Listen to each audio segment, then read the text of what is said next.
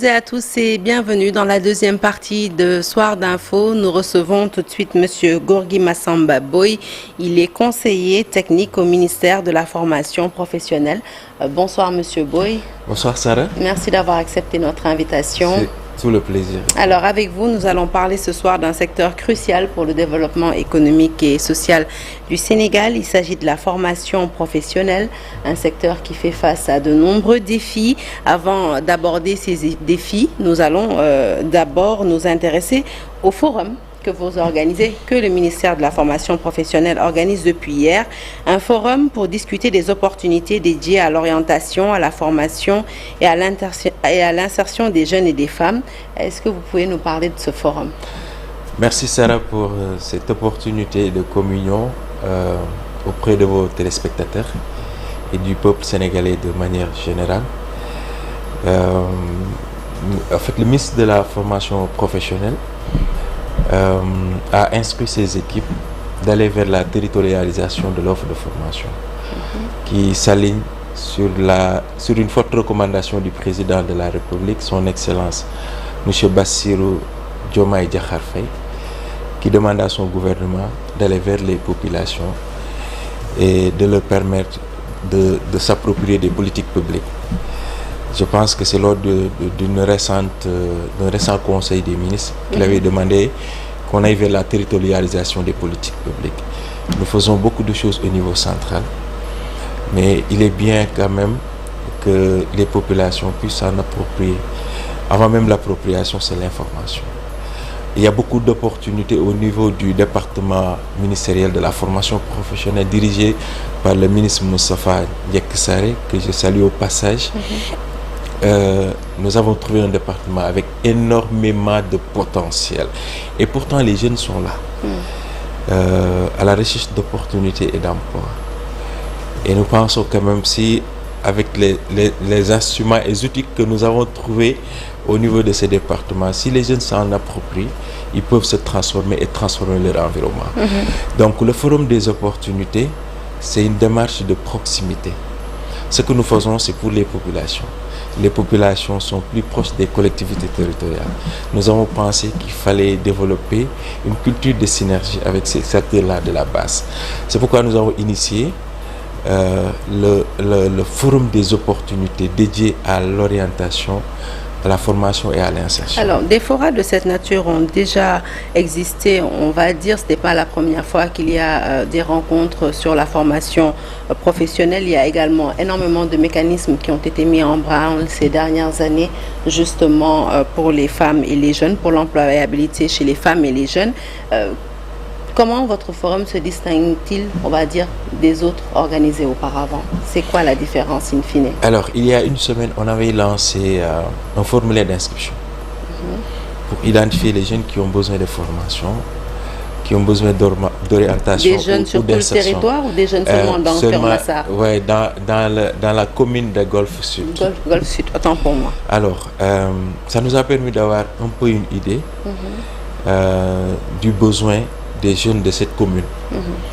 Alors nous sommes allés auprès des directions en interne parce que le département ministériel est très structuré.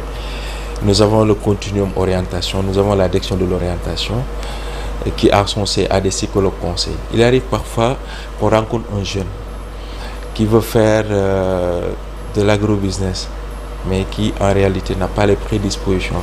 La particularité de ce forum, c'est que nous avons mis en place des stands, en fait des stands dédiés dans le processus en tout cas d'insertion. Nous avons 3 blocs de stands: l'orientation, la formation et l'insertion.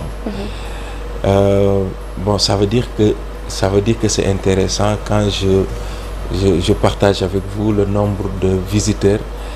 Juste ne serait-ce que pour 24 heures, on a reçu plus de 1030 jeunes qui sont venus hier à Golfe Sud. Donc aujourd'hui, les jeunes qui viennent au niveau du forum, ils rencontrent des spécialistes du métier. Après le premier contact, parce que les stands leur permettent de poser un certain nombre de questions. Le premier contact, c'est l'orientation. Après, on les oriente vers 3FPT, vers ONFP. On a ANAMO, on a énormément d'outils qui peuvent transformer de façon structurelle ce pays. Nous avons également un autre bloc qui est le bloc de stand de l'orientation. Nous avons la direction de l'orientation, nous avons des partenaires comme FIT, Initiative FIT.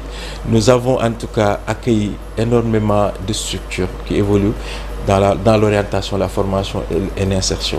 Mais la particularité de ce forum, c'est la synergie entre les acteurs qui tournent la formation et l'insertion. Après ce premier contact avec les forums, avec les stands plutôt, nous avons aménagé plus de 20 villages métiers. Dans ces villages, les jeunes vont trouver des expériences. Après, les psychologues conseils qui vont les accueillir et les poser un certain nombre de questions. À côté, il y a un spécialiste de métier en pétrole, en codage, en informatique. Forcément, ils trouveront le choix de leur parcours professionnel. Donc, c'est vraiment un mécanisme qui a permis hier à beaucoup de jeunes d'identifier un parcours qui leur permet de réussir leur projet personnel. Donc, hier, avec Huawei, nous avons démarré une formation sur les métiers du numérique et l'informatique. Enfin, j'allais venir à cela parce que un des défis justement du développement de la formation professionnelle, c'est qu'on a souvent constaté une inadaptation entre les compétences acquises et les besoins des employeurs. Est-ce que vous avez associé à ce forum justement des chefs d'entreprise, des entreprises pour qu'ils expriment justement leurs besoins? Parce que cela ne sert absolument à rien de créer ou de former des gens si les besoins ne sont pas adaptés, vous voyez, si la demande n'est pas adaptée à l'offre. Lorsque nous avons lancé le formulaire d'inscription, il y a eu 56 parmi les inscrits qui sont des universitaires, qui ont leur diplôme, mais qui ont un problème d'insertion. Ça rejoint la problématique de l'adaptation entre l'offre de formation et les réalités du marché de l'emploi. Qui est en constante évolution. Oui.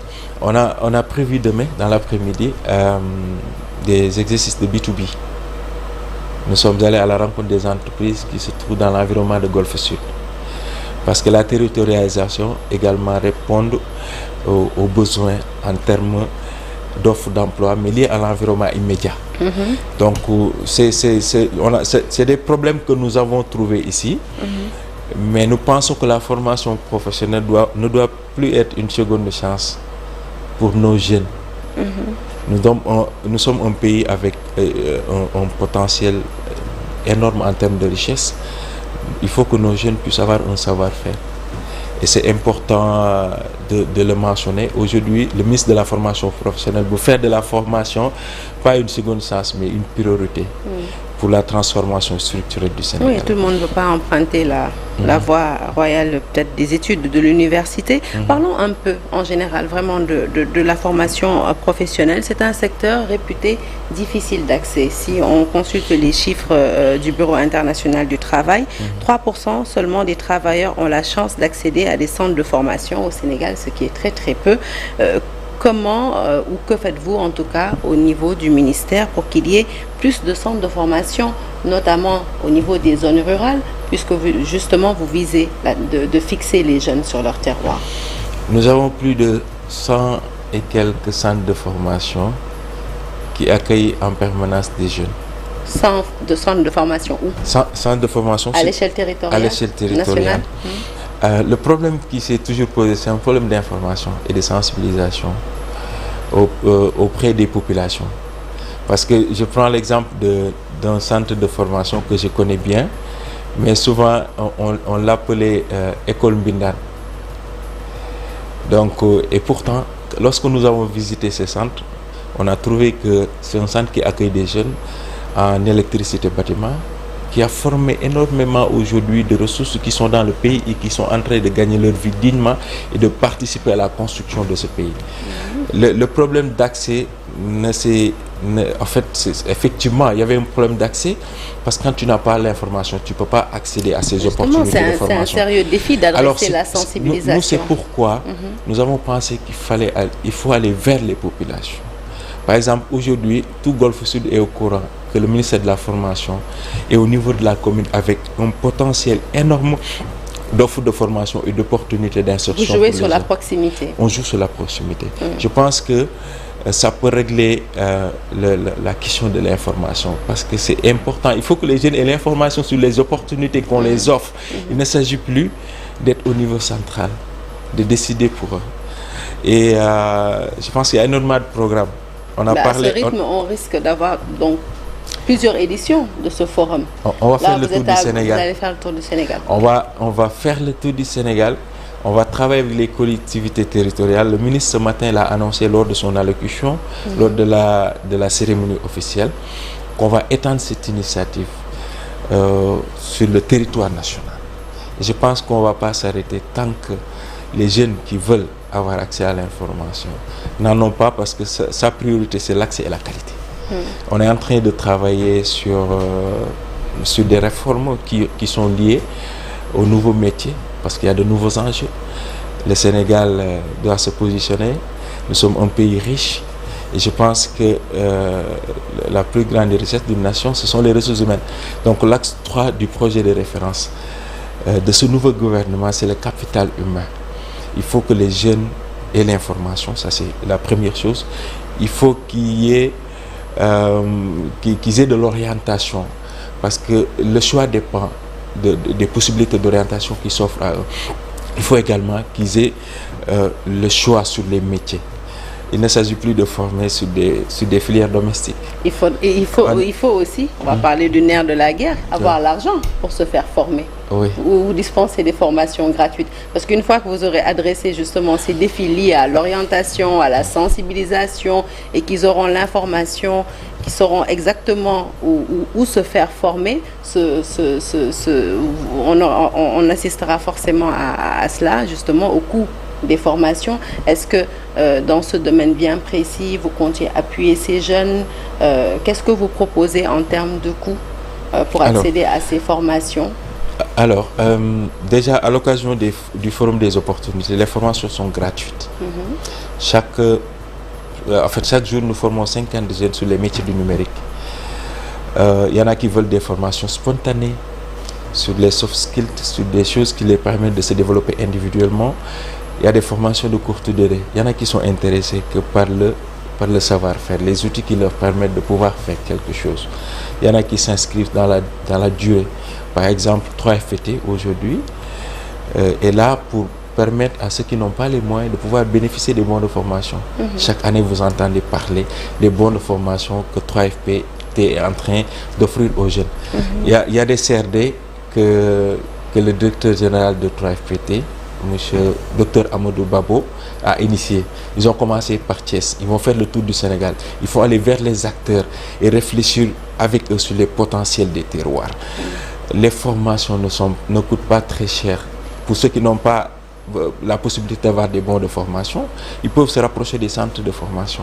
Déjà, la direction générale de la formation, qui a beaucoup d'établissements privés et publics, accompagne des femmes, des groupements de jeunes. Aujourd'hui, nous, on a utilisé le savon et le javel que les femmes de Golfe Sud ont produit et ils ont commencé avant-hier. C'est des formations qui sont gratuites et c'est le ministère qui les a accompagnées à travers la direction de l'apprentissage et qui a financé même l'achat des produits. Le ministère de la formation professionnelle est en tout cas dans les dispositions d'accompagner tous les jeunes qui veulent une formation qualifiante. Alors la formation, elle peut et ont déjà démarré au cycle secondaire, notamment à travers les cursus, les curricula techniques qui existent. On sait qu'il y a le bac technique. Justement, on va faire un petit bilan du bac technique 2024. Est-ce que vous êtes satisfait, en tout cas, est-ce que le ministère est satisfait des performances enregistrées par les élèves qui justement préparaient ce bac technique ou passaient ce bac technique 2024? Oui, je pense qu'on a eu des résultats exceptionnels cette année. Et c'est peut-être lié à la démarche du ministre de la Formation, qui peut-être, on voit très rare ce genre d'action venant de nos autorités ministérielles, d'aller à la veille des examens, rencontrer les chefs d'établissement et ceux qui sont aujourd'hui dans l'organisation de ces examens, mais également d'interagir avec les candidats. Il l'a fait et ça a porté ses fruits.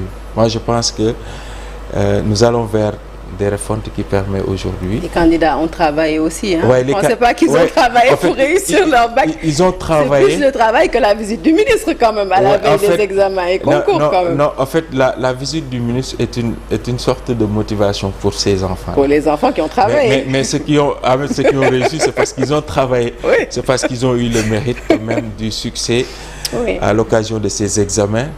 Et je pense que il y a de quoi avoir espoir auprès de ces jeunes-là qui s'inscrivent sur des filières techniques. Moi, je pense que le président de la République a donné le ton. On va vers l'industrialisation.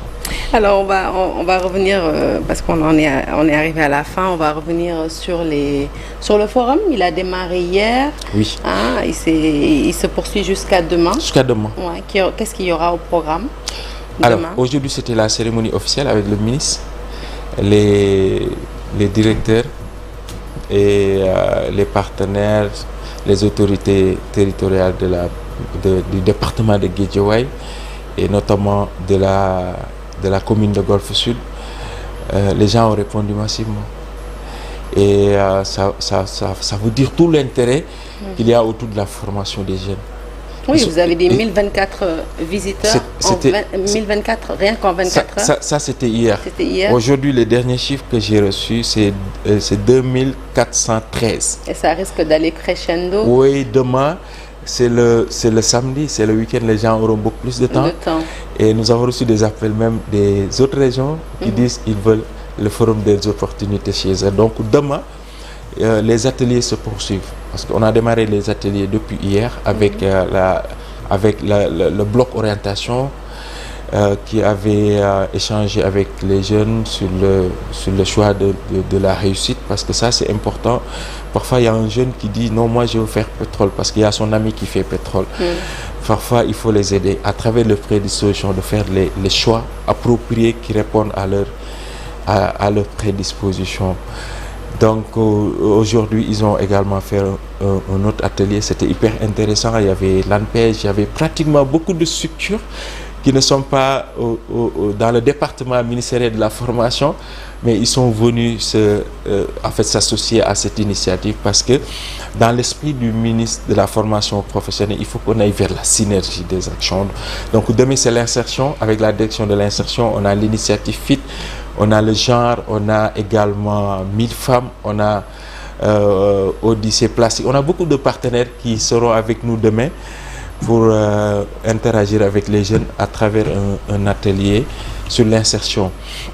Dans l'après-midi, il y a une rencontre B2B avec les jeunes, avec les entreprises sur place. Et il y a également des surprises qui sont prévues demain. Donc on termine par un panel de clôture avec 3FPT, avec d'autres partenaires qui viendront demain, mais pour échanger en séance de clôture avec les nombreux jeunes qui sont venus. Il se tient où?